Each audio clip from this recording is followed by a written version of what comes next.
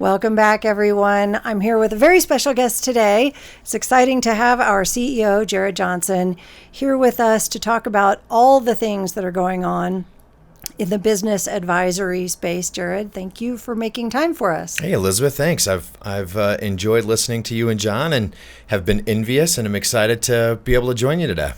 Well, I appreciate that. And I thought that we could maybe turn things around. So John and I like to talk about client scenarios and business owners who've gotten themselves into 9 kinds of difficulties and how we might extract them from those difficulties, or how sometimes their advisors caused the problems in the first place. Yep.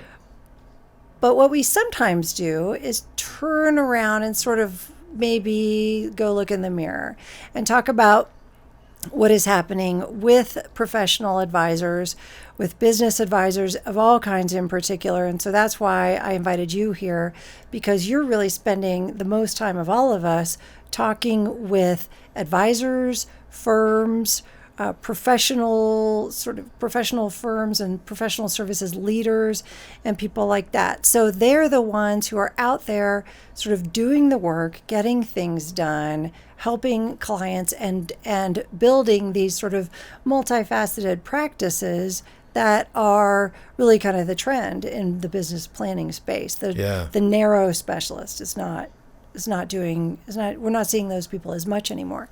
So I thought I'd come in and find out maybe what is happening with those. There's been a lot of change in the last year to 2 years. Some of it has been environmental, economic, systemic, geographic, physical, and technology advances and things like that. So all these changes in the marketplace have occurred, and I hear a little bit from the advisors that I talk to, and you hear a lot more. So let me maybe start off with an easy question, which is, what kinds of business advisors are you even talking to right now? And what kind of work are they trying to do? Yeah, great question. And it's been a lot of fun as the world's kind of returning back to normal to start having more and more of these conversations. I think over the last year, we've heard a lot of how do I just keep the ball moving conversations, and certainly advisors who are in a kind of knee-to-knee, face-to-face, across the conference room table business.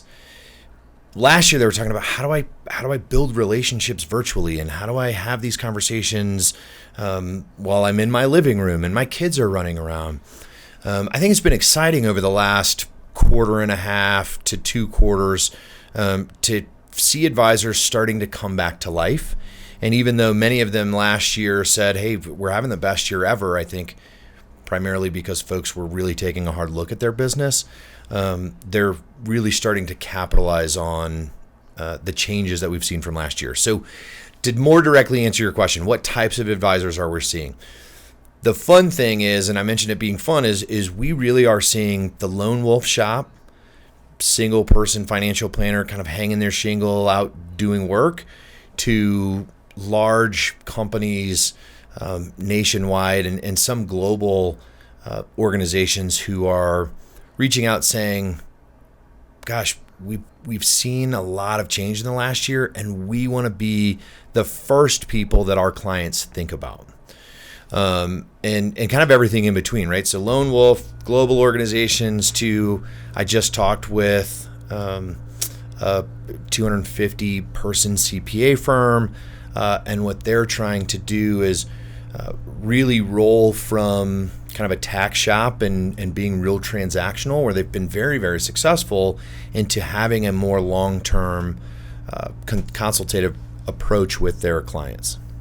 Okay, so that's in line with I think the kinds of conversations I'm hearing about. But you're in the room, I think, more often, and I'll ask you whether you're hearing this or not. It's Sure. a little bit of conversation that I'm having with people, and these advisors who I agree say they had the best year ever in 2020, trying to understand what that is. I see a lot of activity and a lot of people doing lots of different kinds of things. And I also kind of see that it creates a lot of noise sort of in people's practices. Maybe I should do this, maybe I should do that. They have lots of different ways that they could execute a professional services practice or firm or group within a larger organization. And there's many, many choices. And they're really having to now say, okay, let's just choose. Let's just decide. Let's maybe narrow things down. So I'm seeing a little bit of that. People saying, I have so many things I could be doing. And maybe they've tested the waters. And what are advisors, single advisors, and also larger groups of firms deciding is the most important to them? Is it this like, I want to be the only trusted advisor? And how are they doing that? What are they narrowing it down to? Yeah, great question. And you know, from the moment I started at BEI 8 years ago to even now, and I think you're absolutely right. It's more exacerbated now than ever. There's this noise in the marketplace, and because we happen to work with very successful advisors, I mean, folks don't come to BEI when they're just getting started and they're you know, we're kind of bootstrapping a business together, or a firm, or kind of a practice. They've been involved with working with business owners for a while. And so when they start thinking about exit planning or adding additional services, like, oh, well, we could go do this, and maybe I'm going to pivot completely from my service offering, or I'm going to try to be completely different than I was a year ago. And I think one of the challenges, and what we've seen, is it doesn't matter if you're a one-person shop to a 100,000 employee global firm. When you try to pivot substantially from what has made you successful, that's a really hard way to grow your success. So one of the things that we focus on, and that our coaches are talking about, and that our teams work with, is how do we integrate something new into what's already made you very successful? So, what are they narrowing it down to? I look at it as, let's focus on what's made you successful, and how do we make a 1 degree or a 2 degree shift where we can add more value to a client by having a different approach, or expanding the conversation just a little bit, right? And so we hear about this all the time. We can try to turn 180 degrees, but that's going to shift. Like, you're going to get away from what's made you successful. But a 1 degree shift, a little bit at a time, is going to completely change the course of your practice over a period of months and years. And so what folks are really narrowing it down to is, whether it's, I'm going to focus on, I'm going to differentiate, or I'm going to, make big changes, or I want to be the trusted advisor. Really what it is we're trying to get them to focus on what has made you really successful to this point, and let's add one new thing. Let's add a question that you can ask differently at the table. Let's, and certainly the advisors who work with us, it's more focused on future planning of the business. So, we wouldn't ask questions like, what's your supply chain look like, unless, we're not that tactical. It's more about, what do you want your business to look like in the future? So we're doing your financial plan. We're preparing your business audit. We are, implementing estate planning recommendations. Why are we doing that? And what's the end goal for you, so that we can then say, all right, let's tie that into what we're really good at, and expand the conversation just a little bit at a time. Okay, that's fair enough. And maybe sort of a follow-up to that would be, I understand how larger firms maybe have more diverse departments and things like that. They maybe have diverse expertise within the firm, and they can sort of be this sort of menu of services to a business client. And in this podcast, we have both business owners listening and professional advisors listening. So this is really for both of those kinds of segments of our audience. So bigger firms, a business owner may decide that's what they want to go to. Okay, I want to go work with some place that has lots of different kinds of expertise. And that's something that maybe we're more familiar with. But what are we seeing now if I'm a small shop advisor, or if I'm a business owner who doesn't want to be a client of a large organization?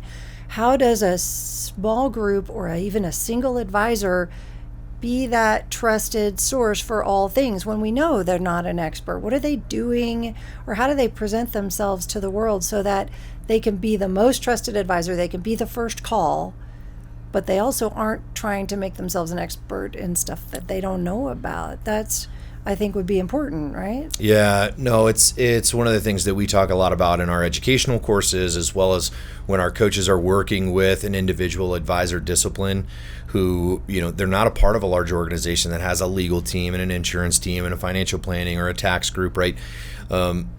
What a lot of these advisors are doing is presenting themselves as the person who can connect the dots, right? And can say, hey, I'm going to handle the things that I'm really good at, but I've spent time building a network, or I'm a part of an organization like BEI who has hundreds of firms around the country who all speak the same language, right? I think a lot of times we have advisors who are really driving the exit planning process, and they bring in somebody who's outside their discipline, and because they don't speak exit planning per se,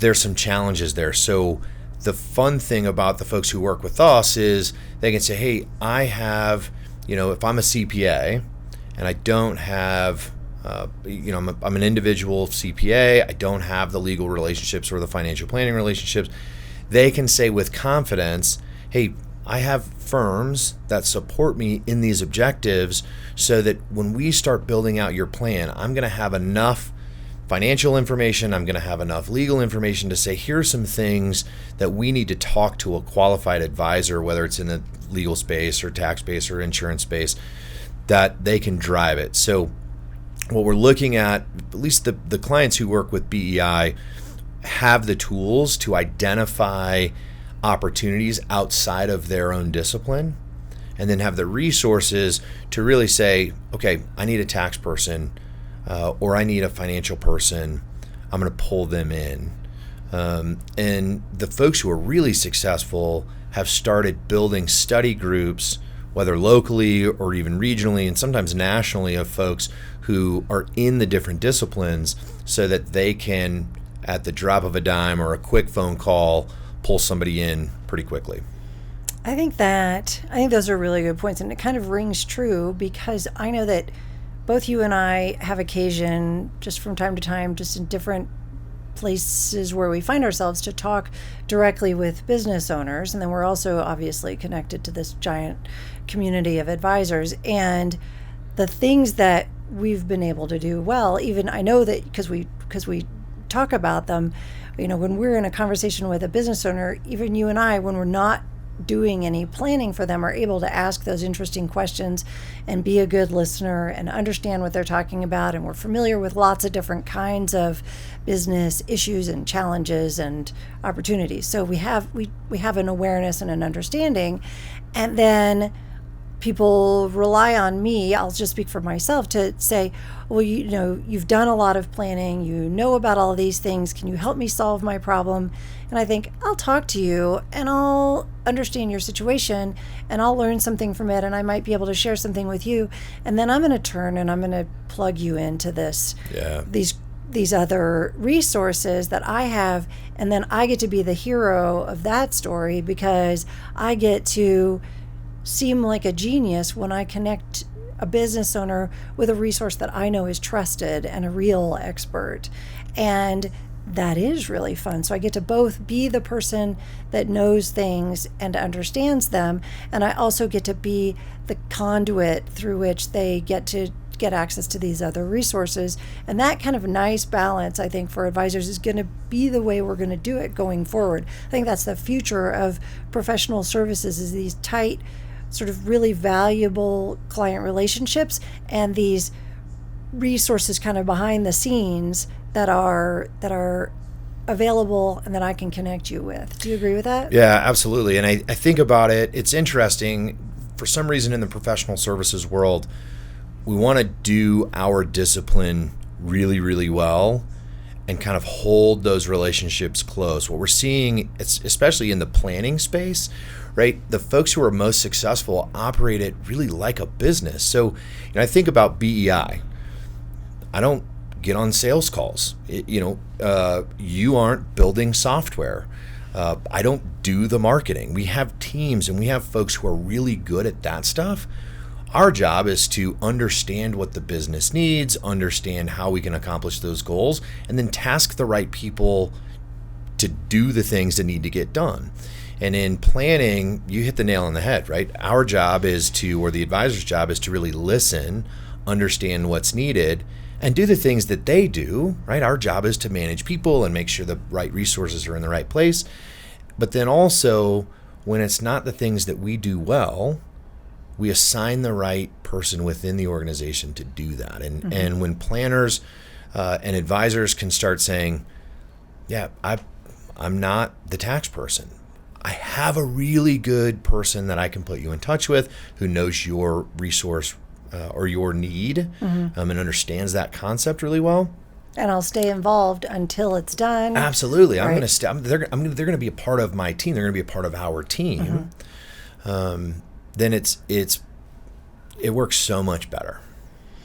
Okay. Well, this is all extremely helpful because there really a day does not go by that I'm not on a call or in a meeting with one or more advisors who are kind of navigating the new world and finding their own way. And some of them are struggling a little bit, and lots of them are incredibly successful. And what I like about this opportunity that you and I should do this pretty regularly is just come back in and share what we're seeing that is different and interesting and the trends. Because what I also notice is that a lot of professionals are kind of in their professional space. They don't get as much access to what's going on in the broader kind of advisory, business, consulting, strategic planning kind of disciplines. And so if we can give everyone who listens here some access to what's happening elsewhere, and if we can give business owners some understanding of what the landscape is so that they can make the choices that are best for them, then I think maybe we've done a good job, and that's ultimately why we plan. Thank you. Thanks for being here.